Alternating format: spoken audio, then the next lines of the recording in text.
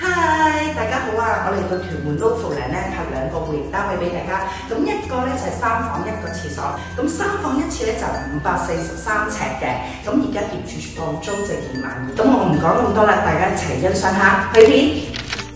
入門位置啦，咁我嘅右手邊咧已經咧有個雙門雪櫃啦，係 Samsung 牌子嚟嘅，全新未住過嘅呢個單位業主，咁呢個咧就係電錶箱啦，咁側邊咧做翻一層格，咁可以放嘢嘅，咁空間都幾大闊落。咁呢度咧通常一般咧係手袋啊、叉電器位，仲有一格嘅收納用品嘅櫃桶啦、鞋櫃啦。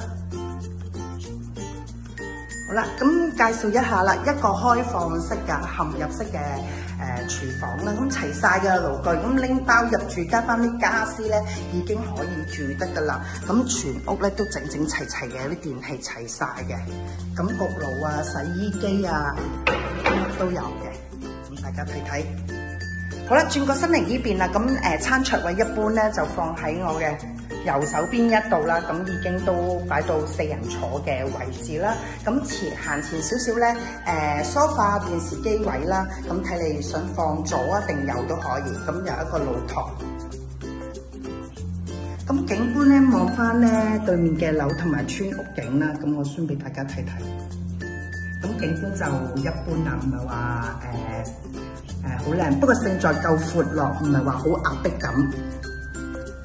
好啦，我哋轉個身嚟呢邊啦，咁我哋就去3間房度睇睇啦。咁首先我哋介紹主人房先啦，主人房咧就有對流窗啦，因為呢度都有個工作平台嘅，有個平台仔嘅，咁變咗又可以對流，咁變咗都好舒服嘅，空氣都流通，多窗啦，咁採光度一定夠嘅。咁呢度啱啱有個凹位啦，咁可以咧放翻個衣櫃咯。好啦，咁啊介紹另一間房啦，採光度亦都足夠，樓底亦都好高。咁到浴室位啦，咁浴室咧一度位置有窗嘅。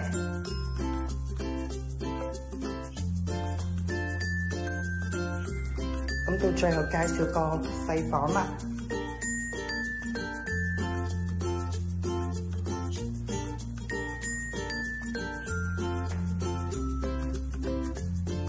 好啦，如果有興趣可以聯絡我，下條片見，拜拜。